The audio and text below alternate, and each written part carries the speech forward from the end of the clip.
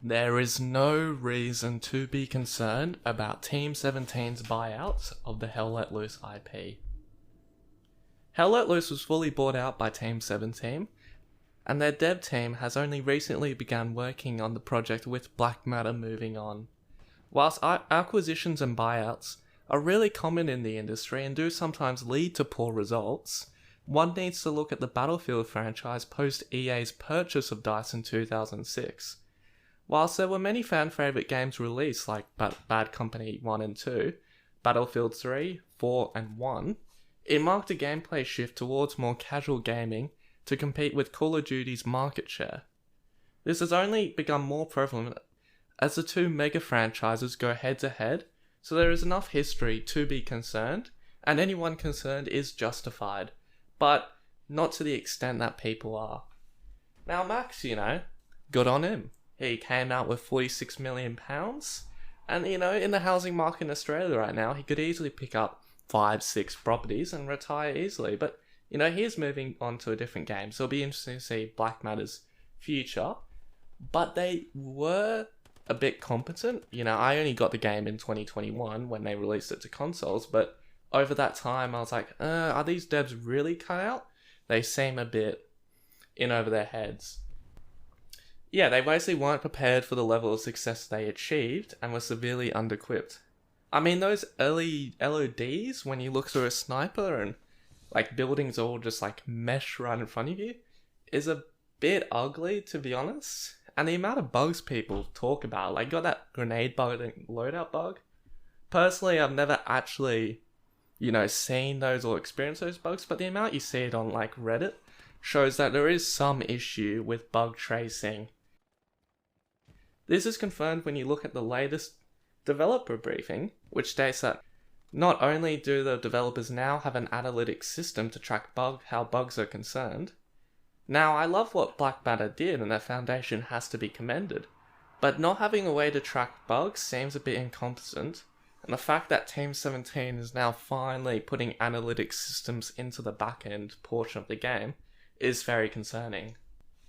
There is another reason for this switch in development team to be an overall positive. It's become clear that Black Matter cannot hold onto their original vision and roadmaps. To be fair, it is understandable for a core vision of a project to change as it develops, but when people place their money through Kickstarter, it is a bit unfair to alter that vision. And for the roadmaps, the 2022 console roadmap did not get fleshed out as much as I think the fan base desired. Now obviously things change in development, but broken promises and expectations is never a good thing for the community. We can see in the Team17 development team, they'll wait for a new roadmap, which allows them to release an accurate roadmap with their goals for the year instead of a roadmap that's a bit too ambitious for their own good, because half of that stuff is missing. Where's the British? So many questions the Soviet anti-tank structures. Where are they? It's a shame. Now, when you look at their portfolio and the cost for the game, they bought it for £46 million, not a cheap price at all, and their portfolio consists of 110 plus games, though many are small mobile games Apple devices, and Hell Let Loose seems to be one of their big console IPs now. Now, Electronic Arts is a 21.7 times bigger company based off their share price. Now, Team17 are not idiots. The people believing this game will turn into Battlefield are the idiots. This game grew off the failures of Battlefield 5. I'm sure Team17 understand this. And if Hell Let Loose tried to compete directly with Battlefield, EA's advertising would destroy any chance of the game succeeding. Its strength is in the fact that it is an arcade game wrapped in a simulator experience. That's why its market share grew and was able to beat Postscriptum in player count. By dumbing down the game too far, it will lead the players going back to Battlefield, as its raw dev size and budget gives the game a better feel intrinsically. I believe Team17 understand the gaming dynamics between Call of Duty, Battlefield, and where Hell Let Loose can succeed between these two giants. As those two franchises become more similar over time, it leads a whole new market for the franchise to thrive. Team17 is trying to develop a franchise. They're not trying to kill it straight away.